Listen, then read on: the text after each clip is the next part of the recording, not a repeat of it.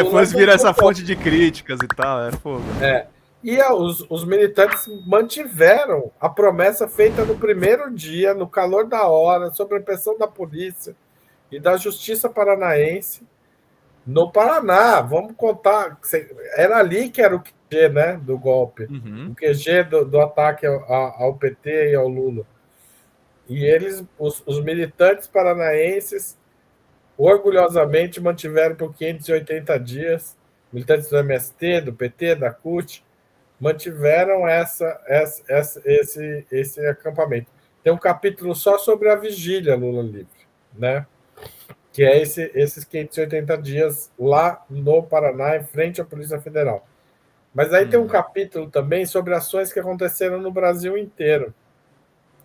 Ah, que interessante. Dando Exato. um giro, né? Porque assim, tem a caravana Lula Livre. Lula Livre não, caravana Lula que antecede a prisão. Mas tem também, assim, tem um grupo que se reúne e faz um fachaço em Belo Horizonte. Um grupo que organiza um debate em tal lugar. A universidade tal, não sei o quê. Daí tem um jovem que consegue se gradua. E daí dedica, no interior do Piauí, e dedica a graduação ao Lula. E daí aquela foto viraliza. E daí outros jovens pelo país começam a fazer isso. Daí tem o cineasta que ganha o prêmio não sei aonde, uma musicista que ganha um prêmio na Itália, e daí dedica ao Lula, e isso vai repercutindo. Então, assim, tem um capítulo só para esse tipo de ação. São microações que aconteceram em todo o território nacional, microcomícios, microencontros, panfletagem, tudo isso acontecia, sabe, Pedro? E isso foi muito importante, porque não teve uma manifestação na Paulista com 500 mil de pessoas para o Lula sair da prisão. Não E, no teve. entanto, não teve, mas teve manifestações em todo o país, qualquer cidade que tinha alguém querendo que o Lula fosse solto, essa pessoa se sentia obrigada a fazer algo. E os brasileiros fizeram isso. Daí tem um capítulo também só para a questão jurídica, porque os advogados tiveram um papel fundamental em entender o que estava acontecendo naquele processo. Veja, o que estava acontecendo? Por que o Lula era condenado sem provas? Por que aqueles depoimentos, os depoimentos eram farsescos, né? Quando o Lula tinha que se deparar ali com o Sérgio Moro. Como entender aquilo? Os advogados tiveram que elaborar, entender aquilo, os juristas, né? E daí surgem organizações que têm um papel central nisso, a Associação Brasileira de Juristas pela Democracia, a BJD, o Prerrogativas, né? E vários outros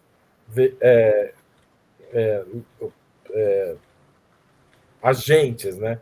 Daí eu fiz um capítulo, esse é o capítulo, digamos, mas isso eu acho legal, assim, eu tentei fazer. Tem um capítulo só para entender qual foi o papel que o Lula teve. Porque o Lula também foi muito importante, né? O Lula... Teve aquela coisa que ele fez muito interessante, que o Bolsonaro... Daqui a pouco eu vou, inclusive, perguntar para você fazer uma comparação com o que aconteceu com a prisão do Bolsonaro. Mas o Lula, ele leu muito na cadeia, né, Haroldo? Leu diversos livros. Ele saiu de lá, ele já vinha se intelectualizando, mas ele saiu de lá outro cara. E teve o papel também das cartas que ele endereçou, inclusive até pros representantes dos sites de esquerda, para autoridades, os contatos que ele mantinha, as correspondências e depois também o próprio contato com a Janja, que viria a ser a esposa dele depois, né? Ah, sim. O Lula tem uma rotina de trabalho na prisão. Ele trabalhou, né? Ele não ficou parado. Ele trabalhou todos os dias. Sim. Eu nem entro muito em detalhes sobre a rotina dele, mas eu posso falar aqui assim que dá para perceber, porque a rotina inclui. Todo mundo conta a rotina. Mas eu acho que não é isso central para a campanha Lula Livre, então eu falo pouco dela. Mas aqui eu posso contar um pouco mais. Uma curiosidade, né? Aquele negócio. Porque o Lula montou um esquema em que de trabalho. Né? Então ele acordava, fazia exercício, tomava café, recebia os advogados.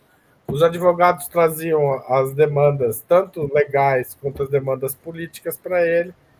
Ele tomava nota, os advogados saíam, ele respondia isso, respondia as demandas por escrito, daí à tarde voltava o advogado, pegava todas as respostas para cada uma das pessoas com quem ele queria falar, saía, daí tinha uma assessoria do lado de fora, né? E os assessores são fundamentais, o Marcola, a Nicole, o Crispiniano, a Gabriela, enfim, tem vários assessores que atuam nesse momento, que organizam, encaminham as respostas para as pessoas com quem ele queria falar, encaminham pedidos. Por exemplo, eu fui um dos organizadores do Salão do Livro Político, aqui, que teve 7 edições em São Paulo. Começou em 2015, né, já na campanha em defesa da Dilma e contra os ataques que o livro estava sofrendo, né, o mercado editorial estava sofrendo, e acabou em 22 a última edição.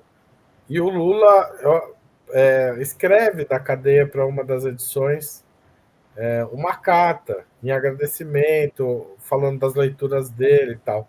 Essa carta a gente pedia para um assessor esse recado chegava ao Lula, ele decidia se queria escrever, discutia com os advogados o que ia responder, discutia com os assessores.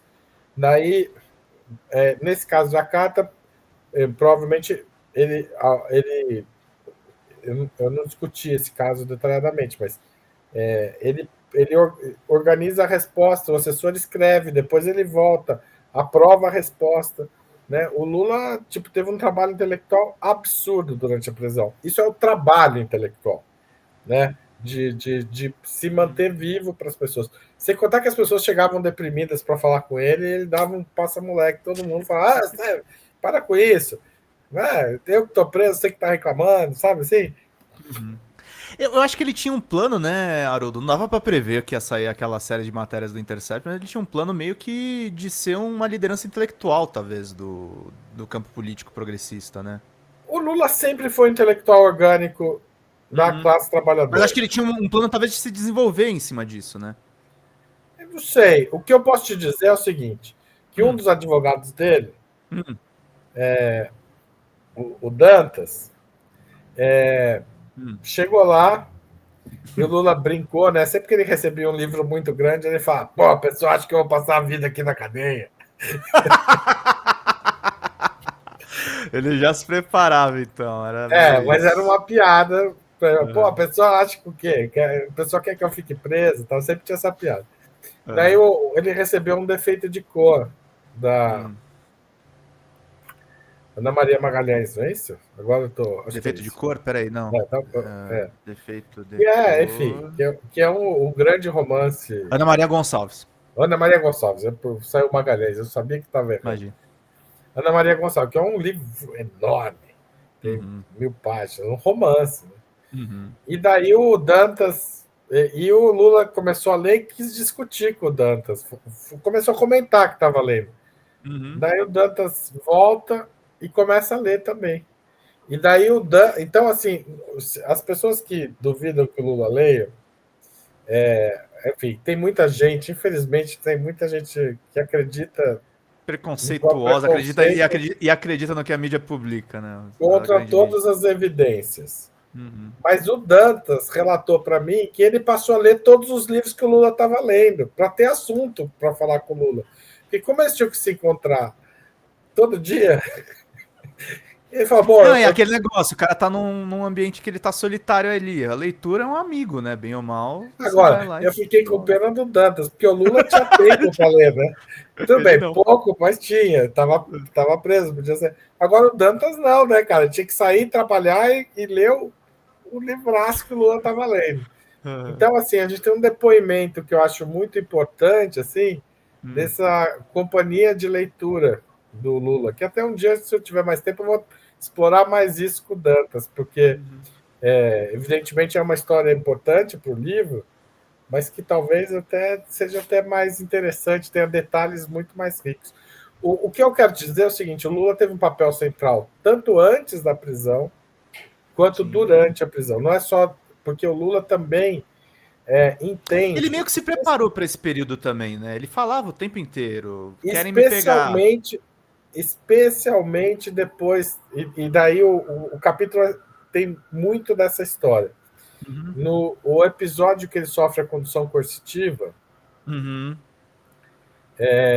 tem um efeito, dá um estalo, assim, eu acho, assim, na cabeça do Lula sobre o que estava acontecendo.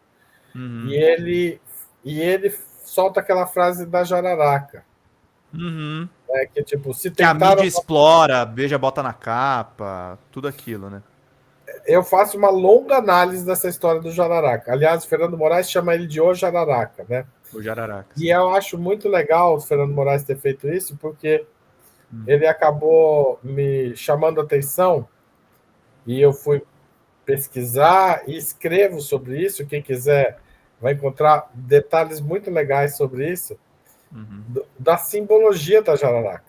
Porque o jararaca, primeiro assim, algumas coisas aqui que eu posso detalhar, mas no livro spoilers. Tem que ler o livro. Está super bem contado, assim. Eu acho que as pessoas vão gostar. Primeiro, jararaca está em todo o território nacional. É a serpente mais distribuída no território nacional. Segunda coisa, as jararacas estão na América do Sul há 11 milhões de anos. Então, elas estão enraizadas no território nacional. Terceira coisa, as jararacas têm momentos de retração em que elas têm que trocar de pele. É uma coisa muito legal, assim. Tem coisas simbólicas muito importantes. E quando ela termina a troca de pele, ela sai maior. É muito legal. Ele faz um paralelo com a história dele. Nessa frase, ele não falou nada disso, ele só falou da jararaca.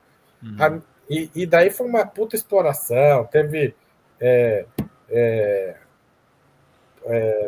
Eu não lembro se é bispo ou arcebispo. Eu acho que teve uma declaração terrível nessa linha. Tá tudo contado lá. Eu pego essa. E tem. Isso que é o mais legal. Tem um cangaceiro chamado Jararaca. Que tentam enterrá-lo vivo. Que era a metáfora que se usava para a prisão do Lula. A frase dele na coletiva depois da condução foi essa: se tentaram matar a jararaca, não bateram na cabeça, bateram no rabo. É isso. Ou seja, não mataram. Quem conhece, quem é do interior, eu sou do interior, né? Ele também é, porque né, ele é do sertão. Eu sou da capital. Agora eu tô morando no interior, mas sou da capital. A pior coisa que você pode fazer é pisar no rabo de uma jararaca, viu, Pedro? Ela vai direto atrás de você, né? Tipo, a jararaca não é agressiva naturalmente. Ela não vai te perseguir para te picar. Mas se você pisar no rabo dela, ela vai se defender. Oi gente, eu sou a Sara Miranda do Folha TV. Eu tô aqui para agradecer sua presença no nosso canal e pedir para você continuar apoiando o nosso jornalismo progressista independente, que precisa muito da sua ajuda. A primeira coisa, se você não está inscrito no nosso canal, já faz isso agora e receba as notificações das nossas lives. Além disso, você pode acompanhar toda a nossa programação durante a semana. Também tem outras formas de você continuar nos apoiando financeiramente. Uma delas é pelo Pix, folhademocrata@gmail.com. Também temos o apoia-se/Folha TV, onde você faz contribuições mensais e recorrentes e nos ajuda muito.